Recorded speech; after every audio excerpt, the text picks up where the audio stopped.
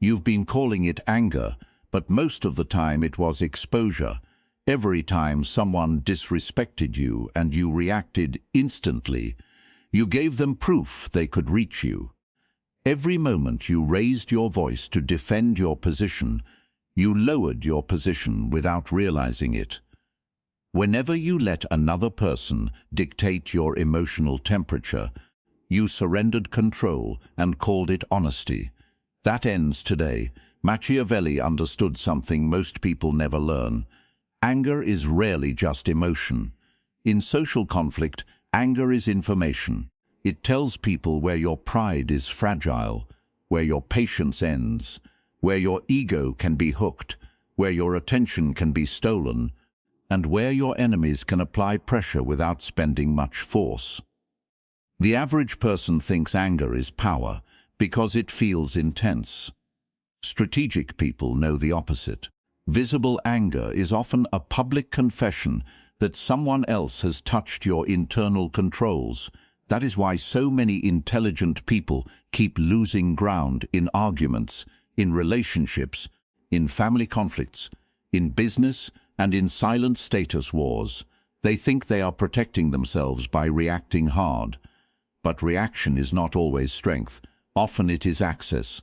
Often it is leakage. Often it is free intelligence delivered straight to the people who wanted a map of your mind. Weak people think anger proves sincerity. Strategic people know anger often proves vulnerability. Weak people erupt to regain control. Strategic people refuse to hand control away in the first place. Weak people want emotional release. Strategic people want position. And that is what this video is about. You'll learn how anger really works beneath the surface. You'll discover why certain people keep provoking you, why your reaction rewards them, and how to become so difficult to move that provocations begin dying in front of you. You'll understand how to break the reflex of emotional surrender, how to turn insult into information, how to let silence carry force, and how to build a presence that does not collapse into heat. One of the later lessons is especially dangerous, because once you understand it, you stop trying to manage anger and start making yourself structurally unreachable to it. Ride that carefully. This is not about becoming numb. It is not about pretending nothing affects you. It is not about passivity, cowardice, or swallowing disrespect while calling it wisdom. This is about control, perception, protection, strategic position. It is about learning how not to let lesser people write on your nervous system. It is about refusing to let fools, manipulators, attention seekers, and covert rivals borrow your emotional machinery for their own advantage. Because the truth is brutal. Most people do not get angry because the situation is powerful. They get angry because they are still attached. Attached to being understood. Attached to being respected on demand. Attached to winning the moment. Attached to correcting every false impression. Attached to the fantasy that if they explain themselves hard enough, loudly enough, or fast enough, the other person will suddenly become fair. That fantasy costs people years. By the end of this video, you will not need anger to feel strong. You will learn how to let provocation die without entering your bloodstream. You will understand how to slow your reaction without becoming weak, how to read conflict without drowning in it, and how to make your calm feel heavier than another person's chaos. You will stop confusing emotional intensity with authority. You will stop rewarding people for finding your buttons. And you will begin to carry yourself in a way that makes others think twice before trying you again. This is where anger ends. Not because the world becomes gentle, not because people become respectful, not because conflict disappears. It ends because access is revoked. If you're done letting people pull emotion out of you on command, comment, "I do not give access." Number 1, see anger for what it is. Anger is not power. It is exposure under pressure. Most people experience anger as a moral event. They think, I'm angry because I'm right. That is the first mistake. In strategic terms, anger is often less about justice and more about intrusion. Someone crossed a line, challenged your image, denied your value, ignored your authority, or made you feel small for a moment. Machiavelli would immediately ask a sharper question. What exactly was touched, and why was it so easy to touch? The person who understands this stops worshipping anger as authenticity and starts examining it as a breach. You see this when someone interrupts you in a meeting and you feel that instant internal heat. The words are minor, but the deeper trigger is not the interruption itself. It is the feeling that your status was publicly cut. Most people defend their anger. Powerful people diagnose it. That changes everything. The moment you stop treating anger like a sacred truth, you stop obeying it blindly. You begin to see patterns. You begin to see who gets access, where the openings are, and why your reactions keep repeating. Instead, when anger rises, ask one cold question. What exactly inside me was threatened just now? Name the threatened image, not just the event. That is where control begins. Anger is not a weapon until it is mastered. Before that, it is a leak. If you understand that, comment, I diagnose before I react. Number 2, delay is domination. The first person to control timing controls the frame. Anger wants immediacy. That is why it is so easy to exploit. The moment someone triggers you, your system demands expression now, reply now, correct now, attack now. But immediacy is the ally of your enemy, because a rushed mind is predictable. Machiavelli respected timing more than emotion. He understood that the person who can delay reaction creates space between stimulus and behavior, and inside that space, power returns. Delay is not hesitation. Delay is reclamation. Picture a loaded text message. It is disrespectful, dismissive, maybe even humiliating. Your hands want to answer in seconds. Your mind starts drafting speeches, punishments, explanations. That is the trap. The sender is not just waiting for your words. They are waiting for your speed. Most people react at the speed of offense. Powerful people react at the speed of strategy. The implication is severe. If another person can control when you speak, they are already influencing how you think. Emotional urgency is one of the cheapest forms of manipulation. Never cooperate with it. Instead, lengthen the gap. Walk. Breathe. Say nothing. Let the chemical surge burn without giving it a microphone. Respond only when your pulse is no longer writing the script. The pause is where the throne is reclaimed. If that lesson is clear, comment, I control the timing. Number 3. Stop giving provocateurs a stage. Many people are not seeking truth. They are seeking visible impact. This is why anger keeps repeating in social environments. Certain personalities do not provoke because they care about substance. They provoke because your reaction is rewarding. It entertains them. It validates their influence. It gives them a public moment. It shifts attention onto the scene. Strategic psychology sees this clearly. If someone reliably benefits from your visible anger, then every outburst trains them to continue. Machiavelli would call that a failure of incentive design. You are paying your enemy to attack you again. Think about the family member who keeps using the same disrespectful joke at gatherings, or the coworker who pokes at you in front of others and then acts innocent. The first time you explode, they learn 2 things. The tactic works, and the audience notices. Most people attack the provocateur. Powerful people remove the reward. That is the strategic implication. As long as the reaction is dramatic, the behavior is reinforced. Anger becomes your enemy's salary, and people repeat what pays. Instead, deny the theater. Short face, short answer, no escalation, no emotional exhibition. If action is needed, take it later and privately, where consequence is real and performance is impossible. Nothing starves a provocateur faster than a dead stage. If you understand that, comment. I do not fund provocation. Number 4. Separate insult from instruction. Not every emotional strike deserves operational importance. A major reason people stay angry is that they treat every offense like a command. Someone says something stupid, and suddenly your whole system reorganizes around it. Your day bends, your mood bends, your attention bends, your plans bend. This is how weak people get controlled by minor people.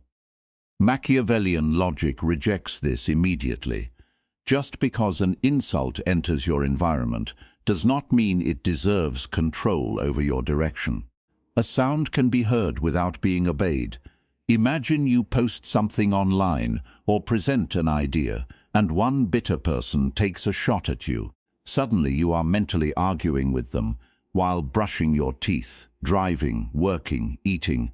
Their sentence rented space in your head, far below market value. Most people internalize the insult. Powerful people classify it. That classification matters. Is this useful criticism, strategic threat, empty noise, envy, or bait? Once categorized correctly, the emotional fog begins to clear. You stop confusing irritation with importance. Instead, sort the attack before you feel it deeply. Ask, does this require adjustment, action, or dismissal? Those are different paths. Train yourself to choose the category before anger chooses for you. If everything enters as an emergency, you become governable by nonsense. If that lands with you, comment. I classify before I feel. Number 5. Anger often hides injured vanity. What enrages you is often less about harm and more about image. This is one of Machiavelli's darker insights. People rarely admit how much of their anger comes from wounded self-concept. They say they are upset about principle, disrespect, standards, fairness. Sometimes that is true, but often the deeper wound is simpler. You made me look small. You ignored my importance. You challenged how I see myself. This matters because you cannot conquer anger while lying about its source. Vanity disguised as morality is one of the most expensive emotional habits a person can keep. You see it when someone younger, lower status, or less competent speaks to you in a tone you consider beneath you. The content may be minor, but the heat rises because your internal ranking was touched. Most people protect their pride by exploding. Powerful people protect their pride by seeing through it. That is the implication. If vanity is secretly driving the reaction, then anger is not defending your dignity. It is advertising your dependence on external confirmation. The very thing you are trying to protect becomes visible in your loss of control. Instead, expose the vanity privately. Tell yourself the truth with precision. This anger is not about danger, it is about image. The moment the illusion breaks, the intensity begins to weaken. A bruised ego screams. Real status does not need to. If you recognize that pattern, comment, I see past my vanity. Number 6. Use cold questions instead of hot statements. Questions gather control. Statements spend it. When anger takes over, people start making declarations. You always do this. You're disrespectful. I'm done. Watch what happens. Hot statements feel strong in the body because they release pressure. Strategically, they are usually clumsy. They reveal your state, sharpen the conflict, and give the other person a clear surface to resist. Cold questions do something else. They slow the exchange, make the other person think, expose contradictions, and keep your emotional position cleaner. Machiavelli preferred forms of power that revealed others while concealing oneself. Picture a colleague trying to undermine you in a meeting. Anger wants, stop talking over me. But a colder move is, are you finished, or should I wait until you're done presenting my point for me? Same force, less leakage, more frame, Most people use anger to dominate the sound. Powerful people use questions to dominate the structure. The strategic implication is sharp. Statements create friction. Questions create exposure. And exposure changes power. Instead, when challenged, replace your first accusation with a precise question. Make them account for themselves. Make them hear what they are doing without gifting them the pleasure of your meltdown. Heat shouts. Control inquires. If you can use that, comment. I question instead of erupt. Number 7. Protect your face before your feelings. In conflict, perception moves faster than truth. This is why public anger is so costly. Even when you are technically right, visible loss of control stains your position. The room may not remember every detail, but it will remember who looked moved, who looked cornered, who looked shaken, and who looked stable. Machiavelli understood appearances not as superficial vanity, but as active political force. Social reality is partly constructed through what people see under pressure. When you keep your face, voice, and posture controlled, you preserve authority, while others spend theirs recklessly. Think of a tense group setting. A friend, a sibling, a manager, or a rival throws a comment designed to sting. If your face collapses instantly into outrage, the room registers impact before it registers content. Most people try to defend their feelings. Powerful people defend their position. That does not mean becoming fake. It means an understanding sequence. First, preserve your frame. Then decide what action belongs later. If you reverse that order, emotion writes a public story you may not like. Instead, train the outer layer. Neutral face. Slower blink. Lower voice. Fewer words. Controlled breath. Not because nothing happened, but because your visible stability is part of your leverage. Whoever keeps the face keeps the field. If that truth is useful, comment. I protect the frame first. Number 8. Turn anger into surveillance. The moment you stop expressing anger automatically, you start seeing more than everyone else. This is the point where self-control becomes an advantage, not just a defense. When you do not rush into heat, you notice patterns that anger normally blinds you to. You see who interrupts only when others are watching. You see who becomes bold in groups and timid alone. You see who provokes, then retreats into innocence. You see what kind of disrespect is accidental and what kind is engineered. Machiavelli prized observation because hidden motives are only visible to the person not drowning in reaction. Imagine a repeated conflict in your family or workplace. For months you assumed the problem was random disrespect. But once you stop exploding, you notice the timing. It always happens when a certain audience is present. It always serves the same person's image. That is not emotion, that is pattern. Most people feel the hit. Powerful people study the pattern. The strategic implication is massive. If anger keeps you blind, then calm restores intelligence. And intelligence is more dangerous than rage. Rage spends. Observation accumulates. Instead, use the first wave of anger as a signal to watch harder, not speak faster. Ask, what is this behavior trying to achieve? Status, attention, intimidation, testing. Once the motive is visible, the right response becomes clearer. When emotion stops flooding the lens, the entire game becomes visible. If you understand that, comment. I turn anger into observation. Number 9. Starve what repeatedly disturbs your peace. Self-control is not only inner work. It is architectural. A lot of people say they want to stop getting angry, but they keep giving full access to the same chaos.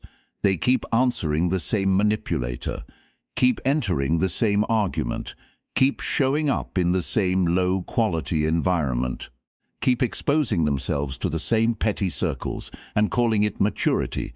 That is not strength, that is mismanaged access. Machiavelli's darker lesson here is simple. If a person, place, or pattern predictably corrupts your emotional stability, then eliminating access is often wiser than mastering endless reaction.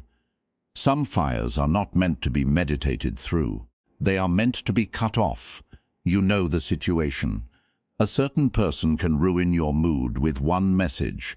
A certain group always drags you into the same conflict. A certain platform leaves you agitated every night. Yet you keep returning. Most people try to be strong inside bad systems. Powerful people redesign the system. The implication is decisive. You will never fully conquer anger while living inside structures designed to provoke it. Boundaries are not weakness. They are emotional perimeter control. Instead, reduce exposure where reduction is possible. Mute, leave, shorten access, change routines, remove recurring trash from your field. Not every disturbance deserves transcendence. Some deserve a locked door. Peace is easier to keep than to recover. If that speaks to you, comment.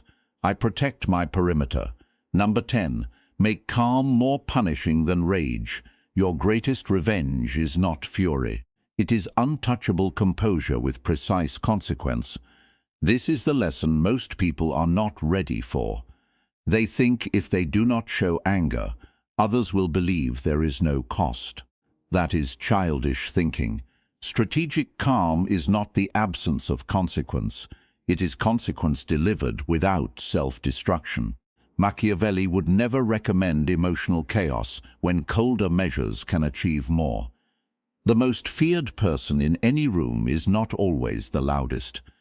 It is often the one who stays composed, remembers everything, says little, and acts with timing later. That person cannot be baited, cannot be rushed, and cannot be easily read. That is real power. Picture someone in your life who keeps crossing lines because they think your anger is your only weapon. In the past, you exploded, they apologized badly, and the cycle reset. Now imagine a different response. No scene, no speech, just a colder distance, a quieter memory, a firmer boundary, a changed level of access, and a consequence they feel over time. Most people think rage is threatening.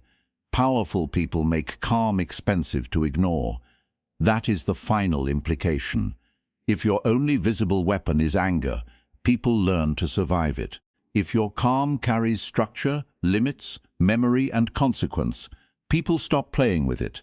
Instead, let your composure become the delivery system for action.